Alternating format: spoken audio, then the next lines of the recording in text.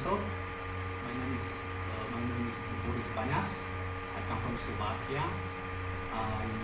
Now I represent here our new business project called CBD for EU, and I will discuss shortly about the legal status of cannabinoids in end user market in Europe.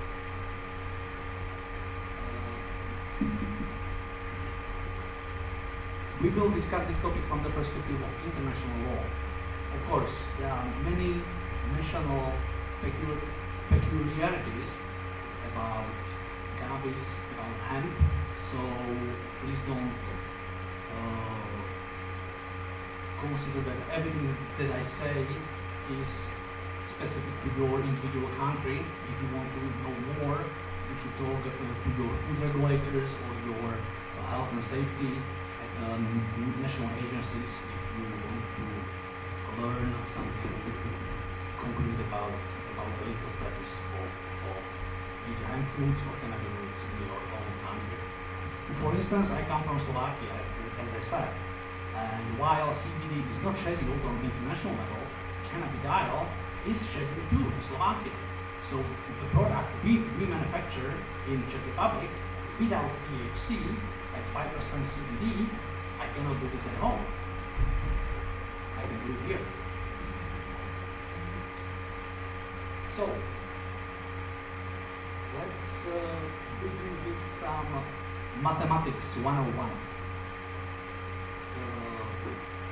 Everybody in this room is familiar with 1%, which is here represented by the small brown square.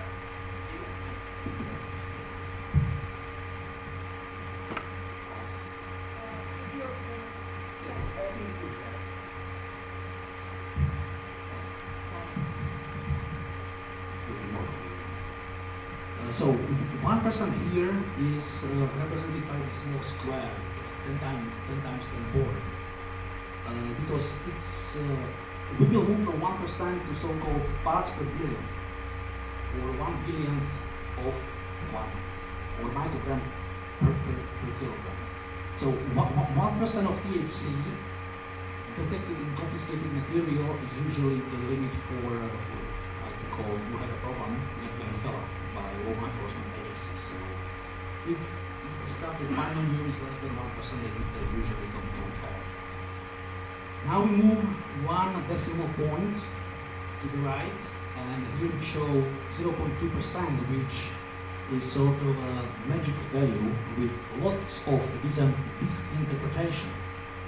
0.2% is a limit for registration and control of varieties of industrial hemp under common agricultural policy in EU. There is no other relevant interpretation of this mystery value. Now we move further decimal point to the right, 0.01% of 100 parts per million. In our discussion, this value doesn't have any significant meaning. And now we arrive to 1 part per million, or 0.001%. You can imagine it as 2 burned out pixels on a high definition TV screen. And we will, in our discussion, be talking in ppms or fractions of ppms, like parts per billion, which is 1 burned pixel on 5 high definition TV screens. 100 ppb is a usual level of quantification of cannabinoids in accredited laboratories. To what extent the quantification at this low level is accurate and precise is a different story and outside the scope of this presentation. I believe Dr. Jess Callaway could talk for hours about this problem. So let's come to the topic. First, I will read 2 slides of definitions which are crucial. The first slide talks about the food scope, and the other slide will talk about the cannabis. So foodstuffs means any substance or product intended to be ingested by humans. Food shall not include narcotic or psychotropic substances within the meaning of the United Nations Single Convention or Convention on Psychotropic Substances.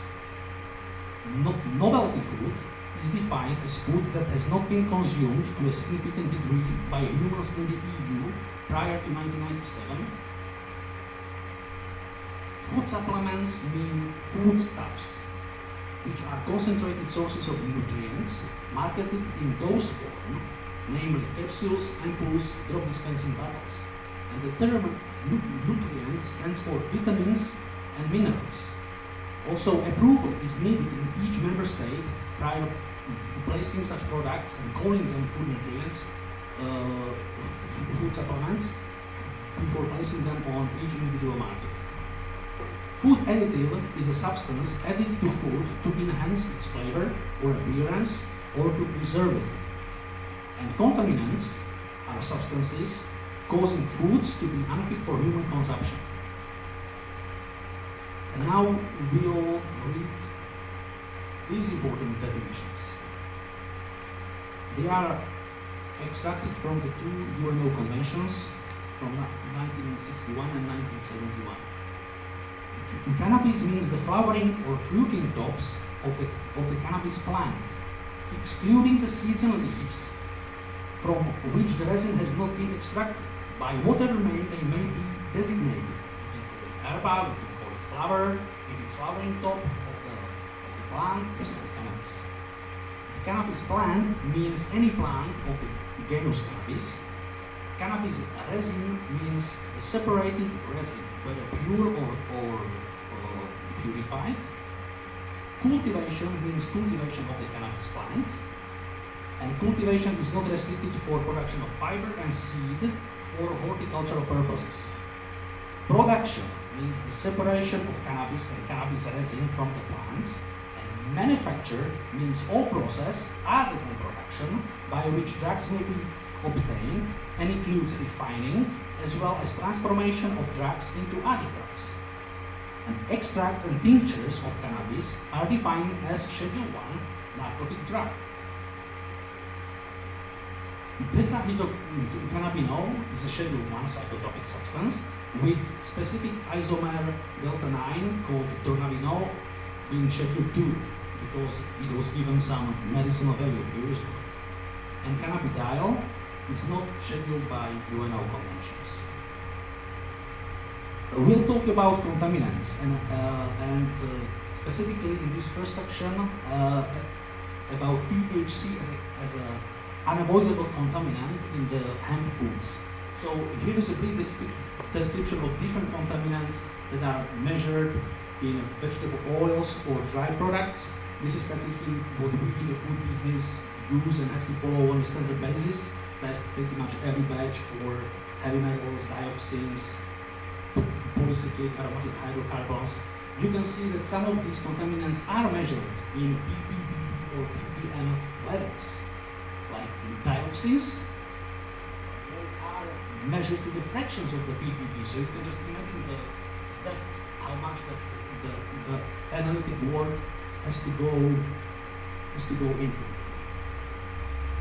And this is the list of pesticides that are being tested on a regular basis in the foodstuff with some limits like 0.1, 0.02 ppm, etc. So this is just a brief exposure to this topic. So let's talk about the THC in the foods. Industry standard cleaning technology may clean the hemp seed to 99.5% purity. However, it cannot get rid the seed of dust coming from the mother plant.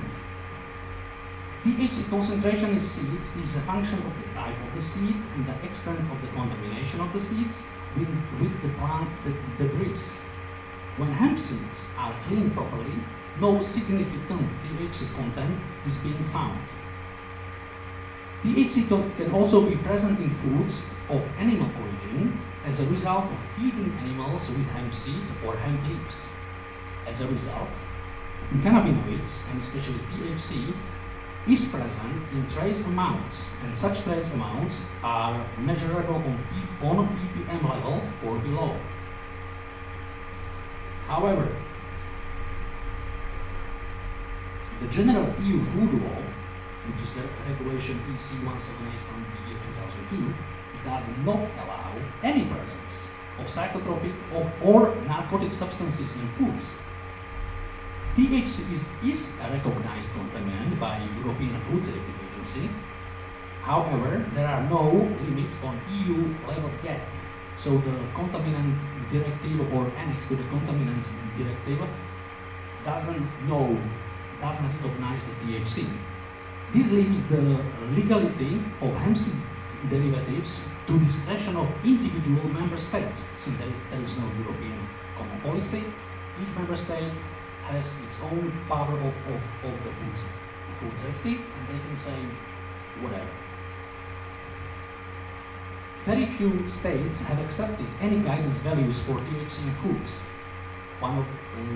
Some of them are Germany, Belgium, or Austria. There is some regulation in Italy as well, and I just heard that 3 weeks ago there was some regulation that has been passed in Slovenia.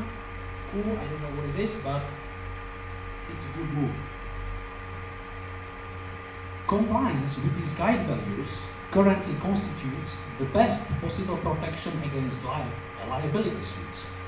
But that does not mean it is equivalent to actual legal protection. Some states are adopting German approach. Some consider sale of hemp seed derivatives with THC presence on end-user market as not allowed. This is, for example, in case of Slovakia. This leaves European hemp food sector in great legal uncertainty, since there is no such thing as THC-free food hemp product. European Industrial Hemp Association was nominated by European Commission to work with EFSA, which is the European Food Safety Agency, on assessment of guidance values for THC in feed and food. The first round happened in 2011 on case of animal feed. That was the Swiss case, because I think back in 2000 there was an incident of THC found in some Swiss milk products on European market.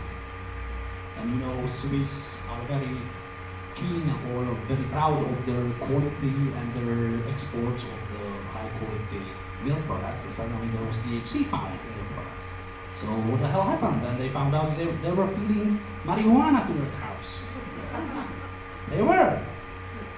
Now the world is feeding hemp seed to the animals, and there are still work being done on how the residual THC from the animal feed penetrates their digestive system, their metabolism, and enters into milk or meat. So that was the first round, and the second round is happening this year on the topic of foods of animal origin. So now EFSA, actually in June this year, like 2 months ago, there was a scientific opinion of 4141 published by EFSA, which had accepted that yes, THC contamination in animal products is unavoidable. Let's try to do something about it. Let's try to find some regulation. Let's try to propose some limits. This discussion was entered by EHA, European Industrial Hemp Association, and we hired, because we are part of EHA as well, we hired Nova Institute in Germany to elaborate scientifically sound guidelines for THC in foods in Europe. Now it's a very big and ongoing project because, you know, the work with, it's pretty much looks like this. EFSA should propose something, then it has to be discussed on national levels, then it should come to European Commission, and then it should be passed on some regulation. And this process, we estimate that it's going to take about 5 or 10 more years until we have a real European regulation which will be adopted by each individual member state. All this work is happening with financial contribution of EHA, HEMPRO, CANAF, Nutiva, HempSeed Europe, Hemp Factory, HempFlex, AgroPro, and HempFarm. All this discussion is about agreement on so-called acceptable daily intake of THC. So here we show some breakdown of what has been applied or is being applied in Europe. I will first describe what the low L is and what the ADI is. I will read my notes, so excuse me. So low L or lowest observed effect level and acceptable daily intake are commonly applied when developing standards intended to prevent undesired side effects from chemicals. Low L is actual data point from human, clinical, or experimental animal studies. Low L is the lowest data point at which there was an observed effect. We may call it placebo effect. Such effects of THC are described in the literature as temporary, mild to moderate psychomotor or cognitive effects. The term acceptable daily intake is used to describe safe daily intake of a substance that may be deliberately added to food or being there as an unavoidable contaminant. It is calculated by multiplying the L by an uncertainty factor. Sorry, I don't have the pointer here, so I will just want to go briefly, and I will point with my mouse. So here we have a German regulation from year 2000, which says that the low L dose of THC is 0.5%. At the standard body weight of 70 kilos and an uncertainty factor of 20, they have rounded a so-called ADI, acceptable daily intake, in milligrams of THC per day per adult. Is 125 micrograms of THC per day. There was a scientific opinion of EFSA in 2011, that is to be the safety factor of 100. There is a scientific opinion of EFSA this year with the safety factor of 30. There is a scientific opinion of AHA, in current scientific opinion, with safety factor of 20. I think I have a,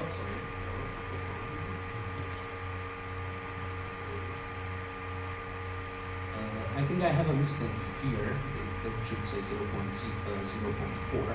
But as you can see, the low L, nobody is arguing about low L. I think low L is just taken from the literature and the clinical trials. So it's 2.5 milligrams of THC per person per dose. So it's 2.5. But we at AHA, we argue that it's actually 5, because a person can allow to have a breakfast and food and have a dinner. Because the psychotropic effects when THC is ingested takes usually 6 hours. So we argue, okay, it's 5, it's 2.5, but we can take it twice a day. So the biggest, it's one of our main arguments, and then there was also some argumentation about the uncertainty factor, which we want to have available many, and a resulting daily intake 240 micrograms of THC per day. Just to give you a comparison with morphine, which has been published by EFSA in 2011, they say, see, it's like pretty much the same as THC, 2.5 milligrams of THC compared to 2.1 milligrams of morphine. So that's where the low L is, but the safety factor is only 3. So, I mean, officials think that morphine is less dangerous than THC. And that gives ADI at 700 micrograms. So our food safety regulators say morphine is less dangerous than THC. This is the world where we live. So, from this, we derived some guidance values. In this column, you will see the values which have been here since year 2000. This is the so-called German standard, and these are the newly proposed values. How have we come to these values? By using consumption data of various kinds of foods, such as fats and oils, high volume protein, or high volume carbohydrate-based foods, or low volume foods such as snacks, or variety of drinks, we calculated the daily uptake. So we practically multiply some proposed THC limit in hemp oil, and we know that on average a person takes 7 grams of oil a day, or we take 0.1 ppm of, let's say, bread with some hemp flour in it, and we know that the person eats about 300 grams of bread a day. So these numbers were taken from the statistics, and just simply multiplying these two numbers, we arrive to some daily uptake. So we just say a person can take so much hemp oil, so much bread, so much hemp pasta, sesame bar, or take a drink, either alcoholic or non-alcoholic drink infused with some hemp seed or flavors or whatever. We arrive that this person, with the standard consumption habits in Europe, takes 236 micrograms of THC per day, which from the adding 240, so we still have some margin. We have about 4 micrograms of THC. So we think that these guidance values should be adopted. Then of course the further mathematics was done, where we sort of we've taken the recipes, usual recipes, and we came up with the industrial values, or the values for the business-to-business market.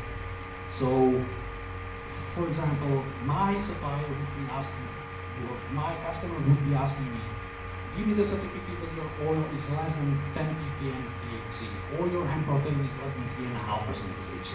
Here we also show that there are some limits already applied in Switzerland, Belgium, or Canada, or some industrial pledges in Australia and New Zealand and USA. So this presentation will be then available for download. That is many numbers. It's hard to remember. Okay, so let's move to the second part.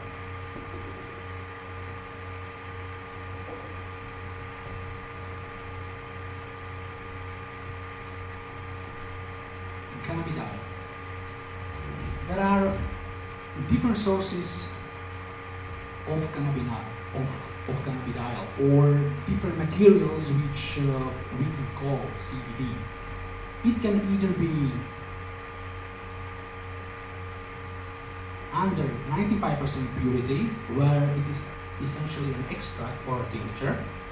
So it can be either solvent-based or CO2-based extract, or potent alcohol tincture, or it can be called a chemical name. It can be called a number from CAS database if you achieve the purity over 95%.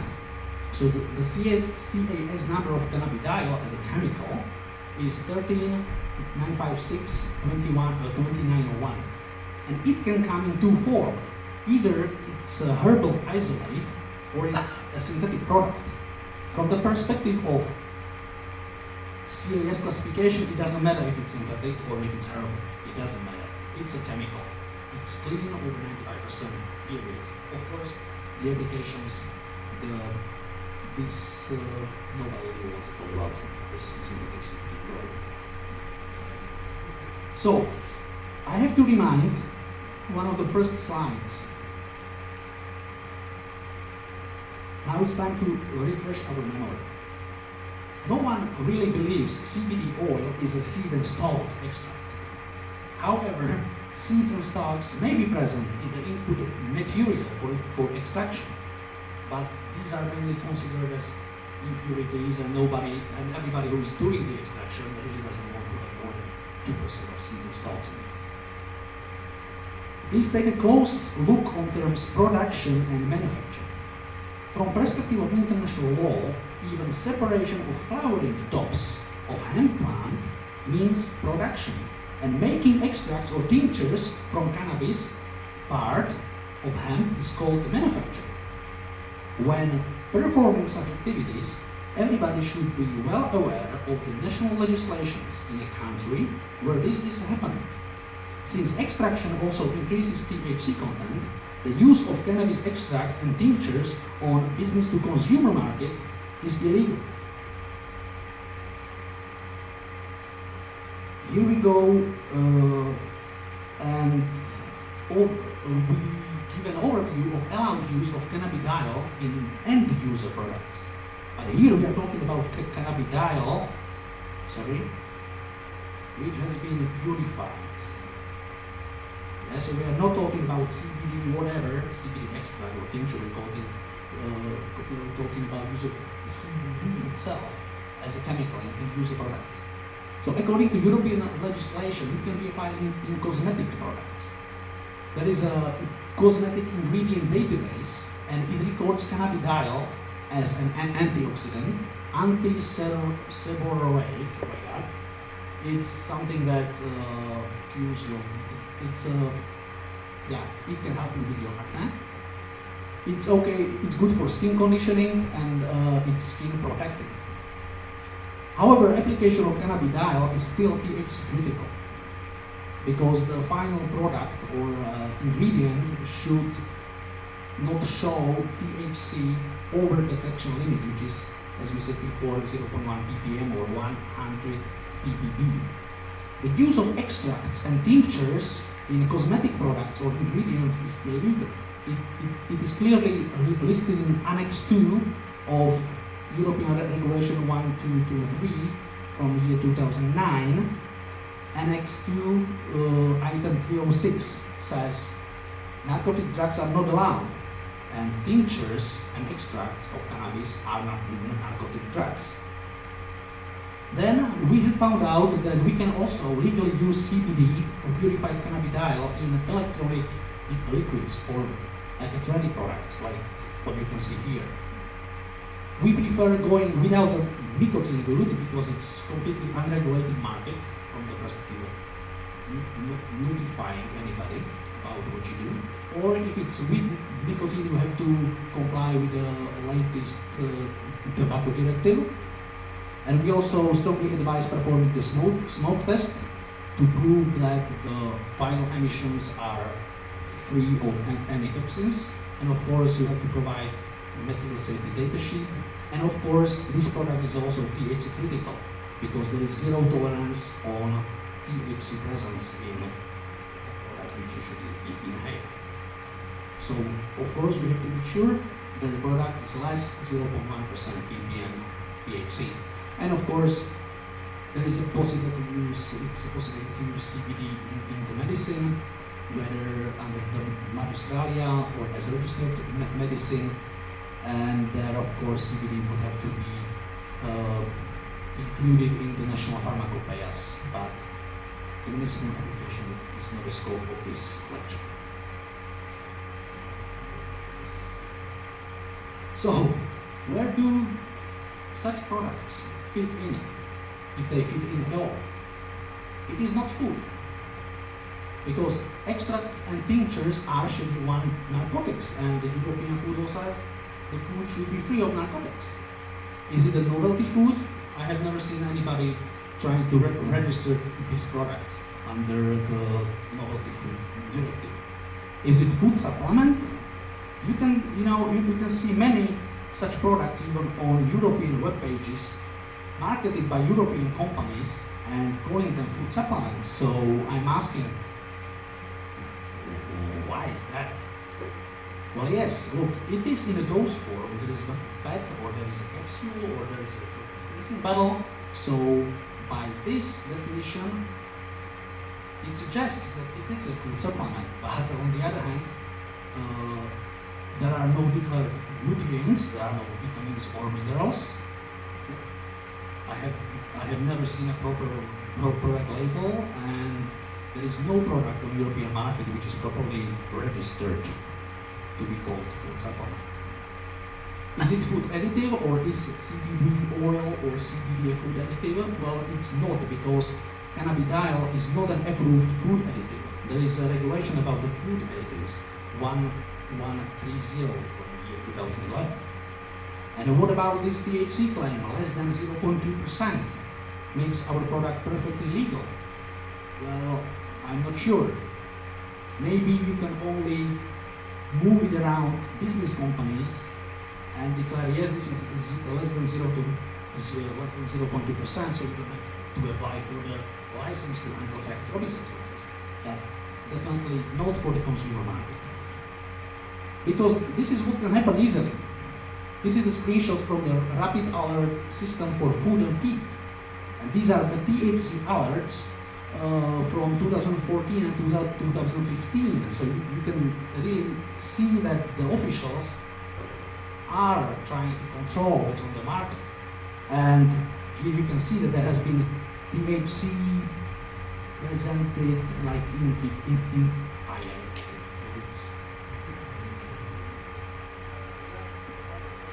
fine, thank you. So there was an alcoholic beverage in THC. In Cyprus or in Czech Republic there was a food supplement with THC, etc., etc. So I believe when you are doing business or trying to develop your end user product range, you don't want to end up on a list like this. So there must be some kind of way out of here. What do we do with hemp extracts? Do we market them as a shoe polish, not for human consumption? Is this the way? Maybe yes. But have a look, have a look.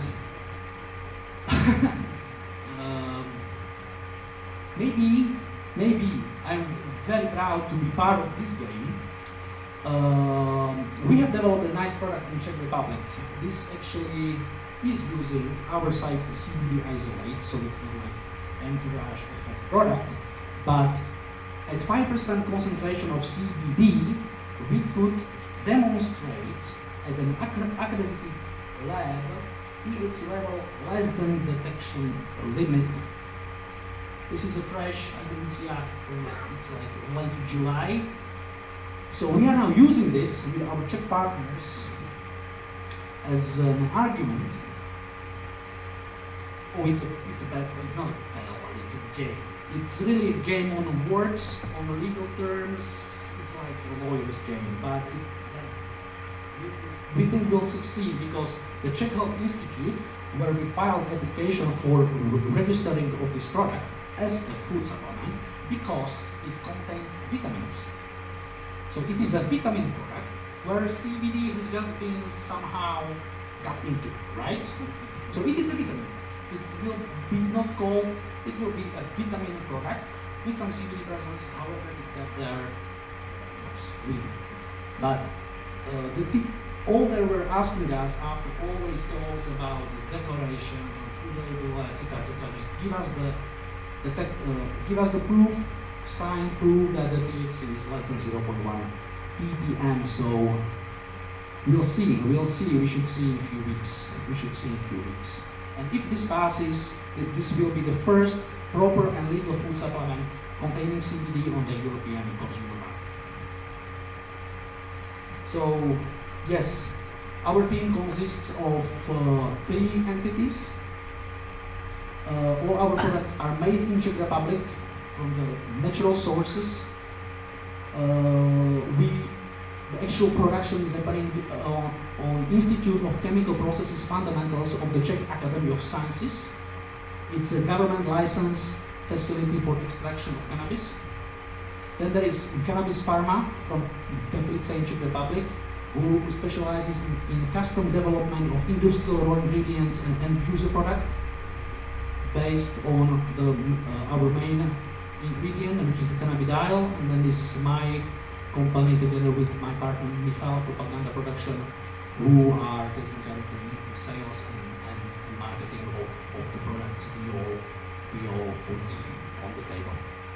So, yes, thank you very much for your attention.